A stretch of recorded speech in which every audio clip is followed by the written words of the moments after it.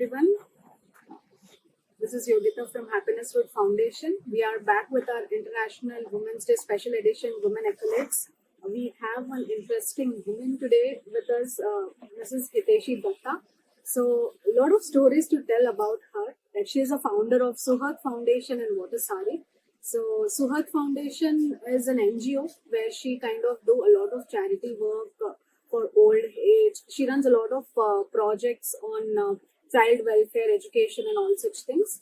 Watersari is a startup for the weavers community, so she wanted to kind of help them out with the right pricing and all such things as part of the weavers community. So she has started this Watersari in association with Suhat Foundation. She is also a CSO of Bisgays company and Envy Systems. So she was honored.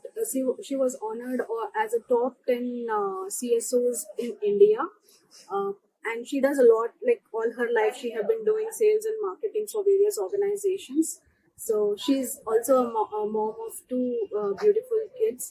So welcome to the show. Thank you, Hiteshi Dutta. Yogita. It's a pleasure. Yeah. So how does it feel? Like you have achieved a lot in your life. Like you have been, I mean, you were so much settled with the CSO of this days, and you are very much well equipped in your professional life. What made you think about the lower category of people, and what was that one thought in you where you started Suhat Foundation? So I would say when you say settle, I like the word never settle. So I never want to settle down actually. What I feel is, if you settle down in life, you're not growing, you're not learning. So I don't want to settle down basically. I want to do something always, something or the other. I wanted to give the same value system to them what I have got from my parents. So, and that is why Suhat Foundation. It's on the name of my elder son. His name is Suhat, and Suhat means Lord Krishna who takes care of everyone. Right? So even I wanted to give a beautiful name to the foundation as well. That we want to take care of everyone for the basic needs. So that the world is a beautiful place, and we have no hunger. We have nobody dying. We have nobody sleeping hungry. So these are the basic things. I think if you take care about those, world will be a much better place. There are a lot of issues which we work on, but happiness is always in small things. That is what I always say, and I believe in that. Mm-hmm. So we work on orphan kids care. We work with women empowerment. We work for people with lower backgrounds and help them, in sustainability and with financial freedom by giving them opportunities of jobs or opportunities of business. Right? So that is how it all started. So, as a woman, like you have come so far, like in your journey of professional life as well as a social worker as well. So, what kind of sacrifices you had to make, to reach whatever level you are in today? And one more thing, like as you mentioned, right, you are into sales and marketing for a very long time. Yeah. And sales and marketing is heavy traveling, heavy meeting people, and all such things. So, did you find that kind of a different treatment towards women and men, or do you see that the ratio of women and men is little not matching in sales and marketing? What are your thoughts? Definitely, I would say, start when I started my career in 2010 with Beam Telecom. There's a company in Hyderabad. Now it is ACT. I was the only woman in my team in sales. Okay. I was the only woman in my team, and people were like, "Ye bachchi hai, kya kare?" You're an MBA fresher, and that is the kind of thing you did. And I came in a new town, Hyderabad. I don't know anything. I don't know Telugu. And I just happened to come, and people are giving, they're very good. They're giving, but I'm getting those looks. Culture different, right? Okay, ladki hai, kya kare? Sales kya kare? But, being a woman, I would not say that only I'm a feminist. But I want to break that thought, ki ladki hai, kya ladka hai? Nahin. Anyone can do that, any kind of job. Correct. Right? So, I always wanted to be in that thing. I love sales. I don't know why people look at sales, acha sales. Nahin yaar. Sales is something which is a very respectable job, and you really need those extra skills for that, and extra thrive for that, extra passion for that. It should not be something which should be the last option for you. It should be something which should come within, right? It should be a passion that you should help people with something they are lacking with. So that should be the idea behind sales, and that is how I started with. And for all my tenure, I was the only woman there. Okay, from then I moved to IBM, one of the oldest companies, the chip manufacturer. Unfortunately, in my profile, even in IBM, I was the only female. I was in the partner management role, relationship management role. I was the only female pan-India in that role. I was working in sales with the partners on ground. I was given Rajasthan territory, but I think I was really privileged, I would say. I didn't really, was working with women, and they were doing a lot of initiatives on it.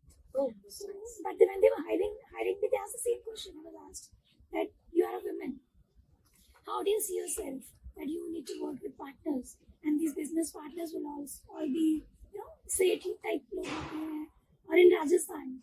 So the mentality is also different, right. and the kind of people you're going to talk also is different. Marwari type, business है, धंधा है, लड़के लोग काम करते हैं, लड़के लोग काम नहीं करते हैं. How do you see things? See, this thing was asked to me. So I thought I would say I am really honored and I'm really privileged to be chosen and to be the first woman to work in that role. Correct. Right till now there's no women. I think I'm the change breaker who is bringing the change in such a big organization like IBM. So I think that was a start, and I learned a lot of things there. Challenges, you would say, somebody who was always very outspoken, right? So I always speak my mind. I think I never faced such challenges per se till a point I was married, or maybe till a point I was conceived with my baby. Till that point. Okay. Till that point, everything was happy, and I never faced any challenge. See, I was like very energetic. I have to do my work. I have to reach my goals. I was never into politics. I was never into gossiping. I love talking. I love interacting with people. But gossiping is something that's just not my cup of tea. Never. So maybe I had more of male friends, men friends that way. I never faced any challenge. Till I conceived with my first kid, and the organization that time I was working with.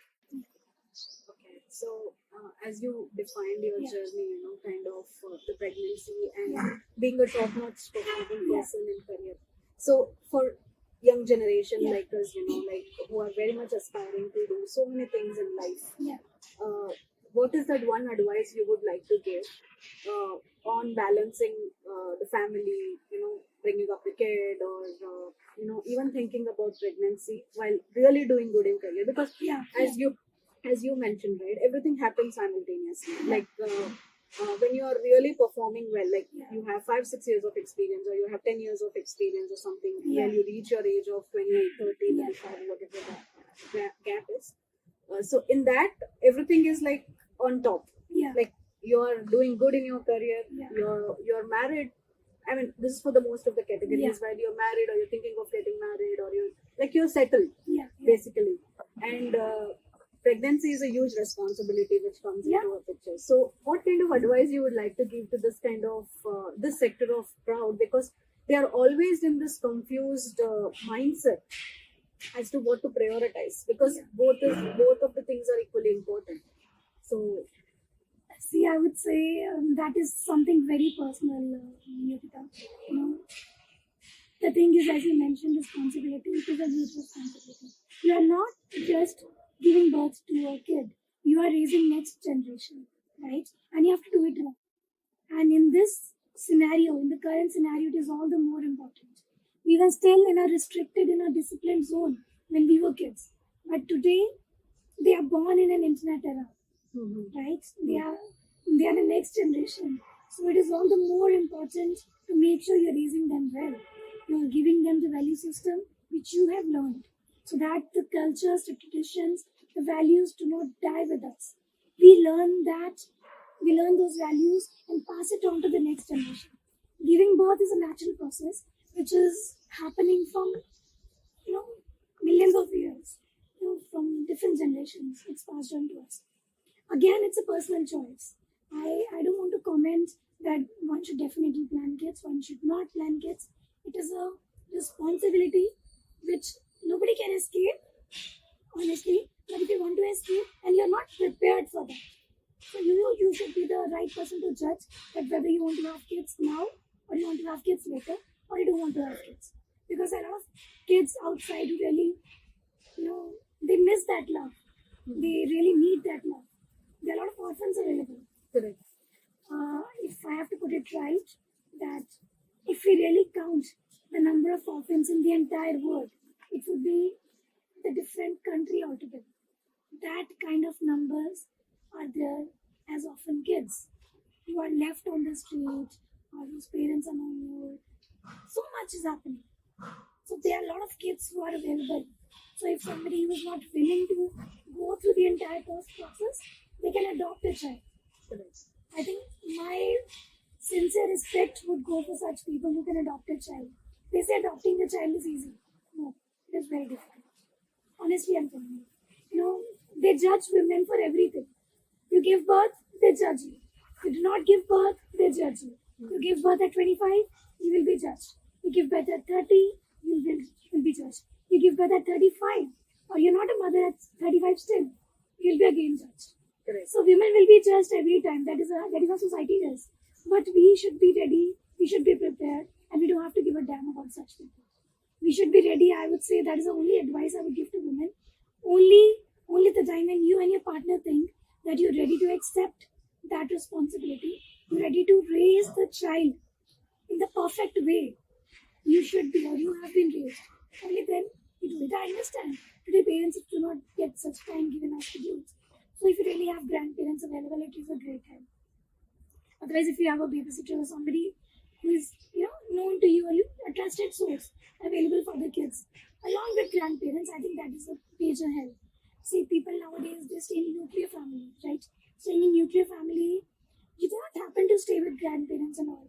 But that is again losing charm.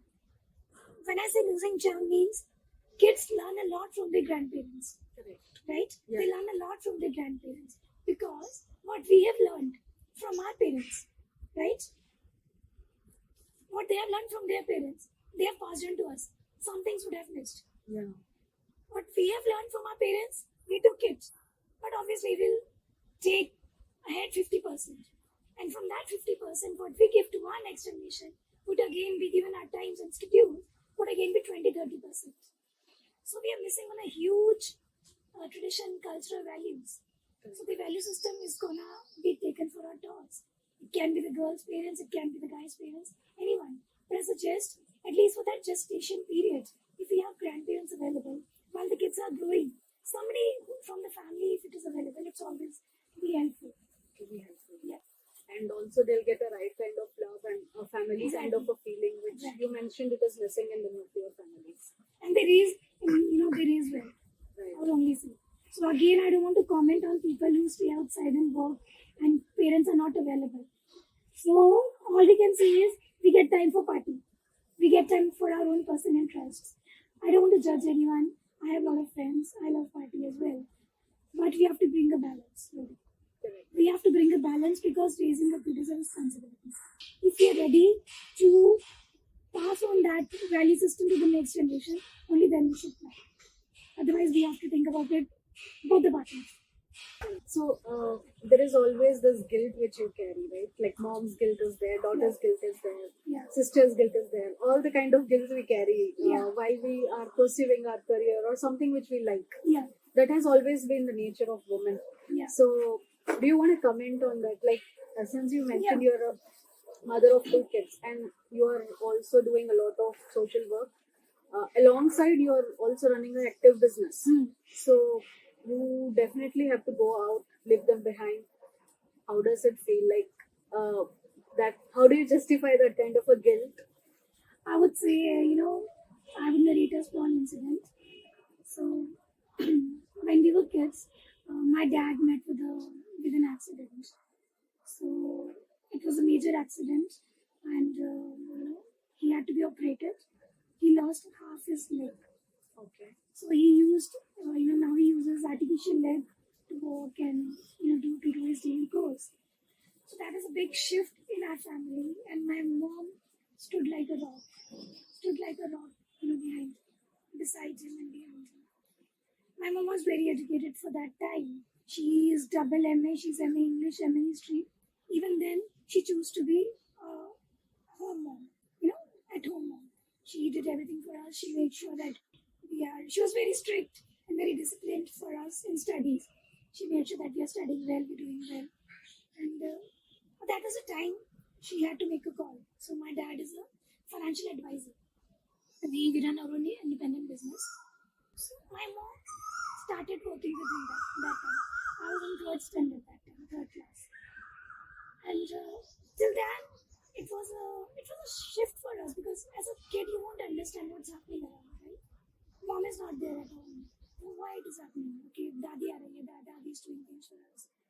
Mom is coming, she's doing everything in the morning, she's cleaning, she's doing household chores, she's cooking, she's leaving suddenly, and then she comes in the late evening along with dad. Or maybe at times she used to come during her exams also. She used to come a little early, after lunch, and she used to sit with us in bed. So I think I was always prepared for such situations, and I think I would salute my mother for that.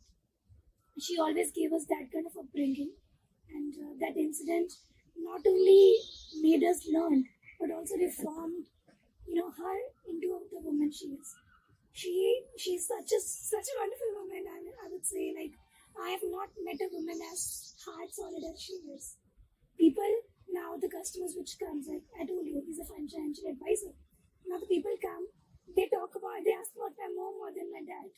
So my dad is into this business for 50 years. So that kind of trust he has in in that city. So people just call that up. They bring crores of money, lakhs of money, and they say, okay, how do we invest that? Where do we invest it? So they just leave it to my dad. A lot of people are also they who are uneducated, but they have a lot of money. They come with that kind of money, and they just tell them कि अच्छा कैसे करना है, क्या करना है. So my dad tells them कि यहाँ करना है. And I think from there, those value systems we learned, and it is always there. Honesty, trust, passion, and hard work. These are the things we always learn from our mom and dad. I would tell you, we are 4 sisters and 1 brother. After this accident, a lot of things changed in the family. But my dad never. He raised us, I don't want to say, but he raised us like guys. There's no difference, but that is how he raised a lot of people in the family, including our relatives and all. बच्ची +2 कर रहे हैं, शादी कर दो, क्यों इतना पढ़ाना है, क्यों इतना कराना है. Even though I'm from a middle class family, the relatives are like that. They used to give free commentary कि शादी कर दो, क्यों पढ़ाना चाहिए, क्या कितना पैसा लगाओगे, शादी में लगाओगे. But my parents still have a they give us the best education, best schools, best colleges, and we never took any loans. Okay. My parents, they never had their own life. I think that is also something I learned from them that we should have our own life. And that is the only thing they have not done in their life, which I feel the guilt is there in my mind. Because she never had her own life. She never had a friend circle. Even my dad, he knows everyone. Everybody knows him in the town. Everybody knows him in Manala. So everybody knows him. But he never goes out with friends, sutta cards. Never. I mean, we are Brahmin, so we are not because of caste, but we are like from birth we are vegetarians. So daru, cigarette, nothing. He's like a gentleman. But you should have a friend circle. You should go out, spend time with them. No. Our parents gave everything they had for the kids, for raising the kids. I think along with the value system, this is the learning which I got, that we should have our own life also. Because tomorrow kids will move on. Be it a girl, be it a guy. Everybody will move on with their lives. End of the day, you will be left with both of us. So also like you are running a corporate, right? Yeah. You are running a business, and there is always a gender parity. One is a gender parity, other one is a pay parity. Yeah. So how are we solving that for current generation? Okay. So at our workplace, we have very beautiful laws, I would say. Very beautiful policies for women employees. Our women employees can bring their kids to the office. So they can bring their kids to the work so that they can work happily and kids can roam around. So I take my kids to the office. So I have a babysitter, but if he is not around or maybe they want to come to the office, they can. So if as an owner I have that liberty, I want my women employees also to have that freedom. If they can bring their kids to the office, they can work happily. It's a closed, safe environment. People are there to take care of the kids. So if they bring kids to the office, kids can be taken care of, and moms are happy. What else moms would need? If kids are sorted and they get a safe environment, they get food. So we provide breakfast, snacks, lunch, evening snacks to all our employees. It's complimentary to all of them. So the basic things are sorted for them. Yeah, correct. They can bring kids to the office. So I think that's the beautiful policy which we launched 5 years back. We launched that policy. So ever since, I think there's no looking back. We have women employees. Fortunately or unfortunately, most of our people, they are unmarried. So we are a very young organization. Okay. So 90% of people are unmarried. But whatever population is married, they bring their kids to the office. Okay. So, but for women who who have just given birth, or maybe who are not ready to bring kids to the office, and whose roles and profile matches with work from home, all those women are given workload. So primarily, all the women who have given birth in our office, they are doing work from home. Oh, that's nice. I mean, if their maternity is not over yet, or if they are sabbatical and things, if they are not on sabbatical, if they are not in maternity, they are working from home. Who can bring their kids, they are working from office. Okay. Yeah. And what about the pay? Like, you don't treat both male and female differently while Being paying? a tech company, thank you for bringing that, Yogita. Being a tech company, we are not gender biased. We are never gender biased. Okay. If I pay my senior developer a lakh rupee or 1.5 lakh rupees, my female lead would also be drawing that kind of money. Okay. It is only based on experience and only based on your skill. Okay. I would tell you, we have hired people, not only women or not only men, both the genders. We have hired kids who are orphan kids. We have hired kids who are from underprivileged background, who have not even completed their degrees. Okay. We have given training to them. Skill-based training. Yeah, we have invested in them, given training to them. Can you imagine a company giving a job to a 10+2 guy? It will be like just for an internship purposes. Basic or something. 10+2 guy, and he is not studied further. So we have such employees as well. Okay. And I would say they are one of the best employees we have. Oh, that's nice. They are shining. They are in marketing. They are in tech roles. They are in support roles. We have such employees also. Mm-hmm. So there was a woman who was working with us. He was a doctor of a security guy who was helping us with the security. So she was his daughter, and she was happily working with us. And she just got married, and she had to leave the job. Again, we told her that we will. So, yeah. So you mentioned that you pay them equally, and you also provide that kind of an environment for them to pursue their career or something alongside managing their family. So not every organization does that, right? Yeah. So do you want to comment on the work-life balance? So again, one more question I want to add to that is, there is always this kind of interview questions like, are you getting married, or are you planning to conceive, or there is any, all of such private questions are being asked despite of the skill which they are being evaluated on. So there is always a challenge for a woman to kind of get that work-life balance because they are multitaskers and they have a lot of responsibility on their head. So would you like to, throw some light on that? Like, what would be your take to that, or what is that advice you would like to give to women or to corporates or to corporates basically, because women are needing that kind of a support. Yeah. So as we were discussing, right, like in terms of bringing things to the table, male and women are not different. So gender is something which you don't decide, right? But there are added responsibilities and challenges on women's plate, which kind of, they need some help around that. So what would be your advice to corporates? Because as a corporate, you're trying your best to give that kind of an environment to a woman. I would say, Yogita, I can only suggest, again, it's up to them, they want to implement it or not. But it would only help them. It would only help them as an organization to do better. Mm-hmm. Like currently what is happening is a lot of companies, or maybe a lot of cases I have heard, Okay, the moment they get to know that the women employee is conceiving, you're conceived or already pregnant, the interest, declines. Declines, correct. Okay, she won't be performing now. She won't be coming to office now. She won't be doing this now. She won't be doing that now. Again, so as a corporate side, from the corporate side, I would think not only their mistake, the women are given so much responsibility that the family takes them for granted. Okay, if a husband has a meeting, it is a meeting. And he has to be there, and the wife should be taking care of kids. If the wife has a meeting, it is a meeting. It is not a meeting. Correct. You get the difference? Yes, yes. So she can stay back home. Somebody else can take care. That is a kind of approach which is there. Not maybe from the husband's side, but in few cases even from the family side and all. And in some cases from the husband's side also. Because in India especially, wife is not the breadwinner, family runner. That is what they call us in majority of the cases. They say she is working on her own will. She is not contributing to family's expenses. That is again a big debate. I don't want to really go there.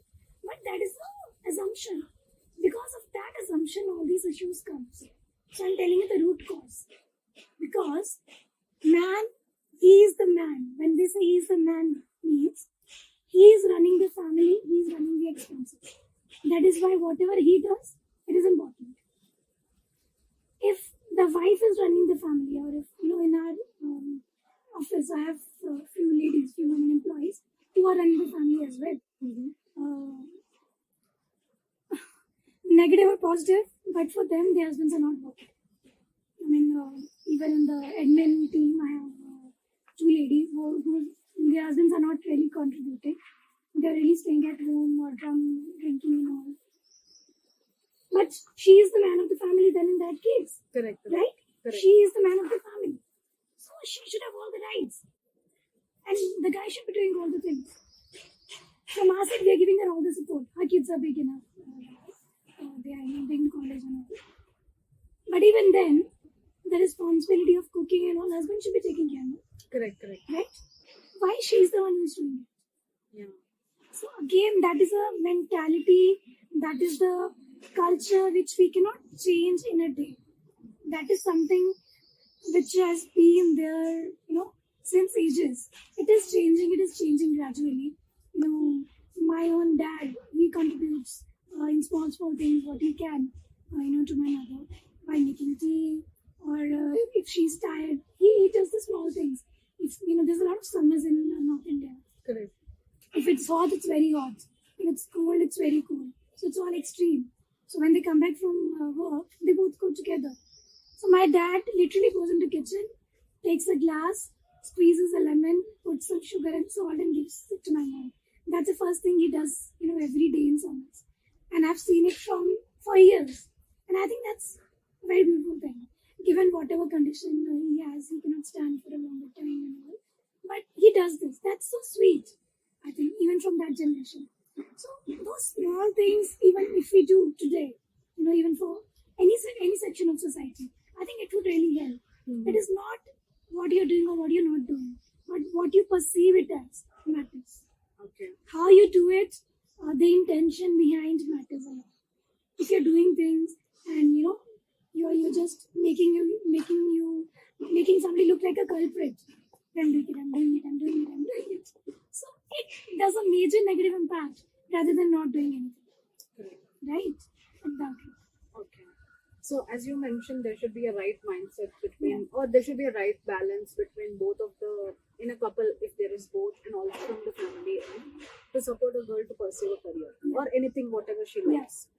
One more thing, there is a lot of debate around hybrid working, full-time office, and remote working, and all such things. Will this make a difference in women's life to pursue a career? Because as per the statistics, lot of women who had lot many responsibilities at home, remote working have enabled them to kind of do something on their own. So that is the statistics which is coming out at this point in time. But do you agree to this thing, or what is your thought around remote working? Yeah. So I'll give you my experience with it and also some facts behind it. What is happening is a lot of women, they are actually complaining about work from home. Why? The real reason. And even organizations, they are actually observing dip in performance. Dip in performance from women employees, even from men employees, but from women employees especially. Because if both the partners are working from home, they expect women to cook, they expect women to bring snacks, they expect women to make tea. That all these are taken for granted. And it is happening all the more. So women, they are actually complaining, if you want to work from office, at least we get freedom from all those things for a while. On the contrary, this is what is happening. And work from home is a bubble. It is a bubble which is going to burst very soon. People are, taking it as a culture, telling that it is helping people a lot. It is helping, hybrid is happening, a lot of things are happening. Honestly, if you ask my own opinion, my personal opinion, it is not true. It has never worked for me as an individual. Because maybe given my profile and my role, I do not know. Being in sales, working from home, I do not understand. I do not understand as an individual. How are you working from home? You have to go out, you have to meet people, you have to do meetings, right? Apart from sales, even other people are complaining. Who are in tech roles, they're also complaining that if you're working from home, we are not able to work. In-laws कुछ बोलते हैं या parents हैं तो parents कुछ बोलते हैं, बच्चे हैं तो बच्चे बोलते हैं, husband बोलता है, do this, mom cook this, help us in this. Otherwise, if they're working from office, somebody caretaker is there or maybe grandparents are there, they can happily work home. They have more time. They have more self-care time for them. Self-time for them if they're working from office. Working from home, I think there's a mixed feedback. But from women especially, a lot of negative feedback is coming. That they are getting more into work, into household work than the office work. And what they have to do is, because of this, day long they have to service for the family. They end up doing things for the family. So they have to stay up night late. They have to stay up late to complete their office tasks. That is what is happening, which is bothering their sleep, their personal life also. If they are up late night and completing their tasks, you can imagine. Even personal life is going for a toss, and they're losing interest in everything. And as you mentioned, right, there are some roles which are defined. Of course, like tech is one of the women-centric. Like it's very much easy to perceive and all such things. But there are some roles like sales, women in real estate, and women in STEM research or anything. Like all these things are not that appreciative, or there is a perceived notion that women cannot perform better. But you have proved yourself and come out of that kind of a notion. So what kind of advice you would like to give to those categories of women who are kind of doing something which is male dominated industry? I think my advice or my shootout to all those women would be, you are doing a great job, and if you decide to do something, you should do it with passion. Again, not to prove that a man can do and I cannot do, not with that thought. If you love doing it, then you do it. Then based on your results, it will be proven to everyone. You don't have to really shout out, okay, I'm better than a man. No. Feminism doesn't mean that you keep shouting female, female, female, female, female. The real meaning of feminism is equal opportunities, equal rights, and when you talk about rights, it comes with equal responsibilities, right? So, whatever responsibilities a man shares, even the women shares the same responsibilities, and vice versa. So that is a real feminism. So, for all those women who wants to choose roles which a man is doing, so I would say don't choose roles because a man is doing those roles. No. Choose those roles because you want to do those roles. Correct. Right? That you want to be in mechanical roles, you want to be in chemical roles, you want to be in sales, you want to pursue that. You question yourself, stand in front of a mirror. I want to do this. Why you want to do this? Don't answer in an interview. Answer to yourself. Because I want to prove my husband. Because I want to prove all the men. And one more thing what I realized from your story is that there is always this categorization of people, right? I mean, I categorize as class A, class B, class C, and class D. So according to me, Yeah. like you are coming under that class D, who would be like privileged, or who have enough money to take care of your needs, as well as to make good amount of money or wealth for yourself. So what I believe in is that if class D, privileged class, comes down to the level of class A and Yeah. help them, and make them, or create or make their lives, then only the difference in economy would come, right? So you are already doing that, and not many people have that kind of a courage to do it, or something like that, or like, I have made enough money, I'm in a very content zone and all, and giving back to the society and all is something of not that mind. So what what triggered you? As you said that there are Yeah. series of experiences which triggered in you, Yeah. but what advice would you like to give to those privileged class that have that kind of an empathy factor and try to give back to the society in whatever best they can? See, as I told you, I've read Bhagavad Gita. I've read Bhagavad Gita twice. During both my pregnancies, I've read it. So, it is always written, it is always said. It's very famous saying also. Karm karo, fal ki chinta na karo. That's what they say in Hindi. Correct. And because if you expect results from whatever you're doing, you don't know where it is leading towards. If you just work towards your goal, you definitely will, he will take care. He again, I don't want to say, God will take care of for the results. So I am a strong believer of Krishna, so, I say that. But also what Krishna says is, giving to your question, if you are here for a mankind, if humanity is there in the world, if mankind helps another human, that is the biggest gift for Kali Yuga. So we are all in Kali Yuga. Correct. Right? In Kali Yuga, they say man will be man's enemy. So it is already happening long back. Correct. Right? But if you want to bring the change in the approach, we have to be the man's best friend. Correct. Leave about animals. We talk about, being a best friend of animals. That's very good. That's really good. You need a special heart to be a dog's best friend, or to be a cat's best friend, or whatever. Do it. I don't deny.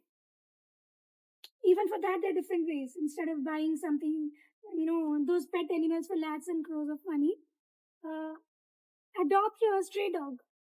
Adopt a stray animal. Get themselves vaccinated. So we have adopted around 20 stray dogs, and we do all the vaccinations for them. We have been doing it for almost 10 years. So my husband was doing it before our marriage. So I think that is also, which is something we should get us. So do adoption, help those people if you have enough money. I mean, take those stray animals. Apart from that, if you have a lot of money, instead of just wasting around or boosting it, because Bhagavad Gita says, you are not going to take anything with you when you leave this world. Correct. When you leave this world, you are going to leave everything here. Yes. You are a billionaire, you are a millionaire, you are whatever. You will go like this. Yeah. Your security guard would go like this. Your maid would go like this. Your owner would go like this. Your reportee would go like this. Everybody would go like this. No matter you are a money, no matter you are a street beggar, everybody would go like this. But before going like this, we have to leave a mark. Not that everybody should know you. No. But before leaving, make sure that you stay in the hearts of those people. Living your life, even if you're able to help 2 people, 1 people, raising their standard of living. When I say standard of living means you don't have to construct big homes or things for them. Give them basic food, shelter, if you really have enough money. Or at least give basic food to such people daily. Even one such person, if you can help for life, even if one person you can settle their life for, your life goal is done. And if all of us, upper middle class, anyone, if all of us can help one person each, there'll be no poverty. That is true. I There agree. will be no poverty. There will be nobody begging. There's enough work. There is enough work. Just that there's a lot of laziness around. Not only laziness, there's the, awareness is not there. Correct. Awareness is not there. Opportunities are there, but people are not aware. And people don't even welcome, people who don't know, or maybe who are strangers to them. They don't want to trust. Again, given the conditions, a lot of crimes are happening, a lot of things are happening. So people are also skeptical. There are people with good heart also. A lot of people with good heart, a lot of rich people are also, doing these things. Correct. Maybe they don't have a name or something, but they do help. There are a lot of people who are doing it, but also the population who are not doing it. Just small message to them is, at least help one person every day in whatever way you can. Food, clothing, anything. You will experience true happiness. You will experience true happiness. That's the only thing I can say. Okay. What is that one thing you would like to tell to today's generation of girls which can instill a courage in them to step forward and do something for themselves? So if you have to do something for themselves, first of all, believe in yourself, right? Believe in yourself that you can do it. Today, women are not like they were yesterday or years before. They used to lack confidence, and there were a lot of things. Today, women are really confident. They are coming out. Still, they are not believing themselves. That still that feeling is there that I'm a woman. Somewhere, a lot of people would say no, this, that. But deep down, we all believe that, okay, end of the day, I'm a woman. I have responsibilities, I have this. How will I do it? We question ourselves. The day we stop questioning ourselves, ourselves when I say, not on why and how we are doing, on can I do it? That's the day we stop questioning ourselves, can I do it? I think there's no looking back. We have to rather say, I will do it. The day we change, can I do it? To I will do it. There's no looking back. I think that is a message I would give to everyone. Believe in yourself and just say I will do it. Okay, that's so beautiful. End to this conversation. Yeah. So we'll do a quick rapid fire, Hiteshi. Okay. Whatever first comes to your mind, maybe you can shoot out. So Suhat Foundation. Responsibility. Weavers. Giving back to society. Sales. Passion. Marketing. Communicating correctly. Strategy. Thinking about the future. Learning from the past. Leadership. Lead by example and make leaders ready for tomorrow. Women empowerment. Trust the women opposite to you. Self-love. Do what you love to do, respecting your family, respecting everybody around. Spirituality. Personal experience. Yeah. Thank you so much, Hiteshi, for doing this with us. It was a great honor and a pleasure to have a conversation with you. Hopefully, it reaches a lot of audience and they get motivated by the experiences which you have shared. I loved it, Yogita. I think really thankful to you for doing this. I think I spoke my mind. As I always do, and even if it touches one person outside there, I think this interview has a meaning. Definitely it will do, Hiteshi. Keep doing good work. Keep serving people. I mean, you are defined by. I mean, I would not treat you as a CSO of a company, but I would treat you as a good person with good heart. And having that kind of a courage to come out of your own comfort zone and serve communities and striving hard and better for their families. I don't think everyone has that kind of a courage. So keep doing it, keep motivating people. I am inspired by whatever journey and the path you are taking in your life. Thank you so much. I want to close by one last line. I think it has to be my dad behind this because he has given me this name, Hiteshi. So the real meaning of Hiteshi is well-wisher of everyone. Okay. So I think it's because of my dad that I'm doing what I'm doing. And since childhood, it was always there. He used to say, okay, you're doing for this, you don't think about yourself. Okay. But I think it's really helped me out now as an individual, as a mature person, Today, whatever I do, I know that I have a meaning to it, and there's a reason behind it. I think I would want to close with that. That be a Hiteshi to be one single person. I think that's my message for everyone outside there. Thank you. That's so beautiful, actually. I never knew the meaning of Hiteshi, but yeah, that's a very good thing. Your name itself has, being a well-wisher. So keep well-wishing and keep doing things for everyone. So nice having you. Thank you, Thank you. Yogita. My pleasure. Thank you.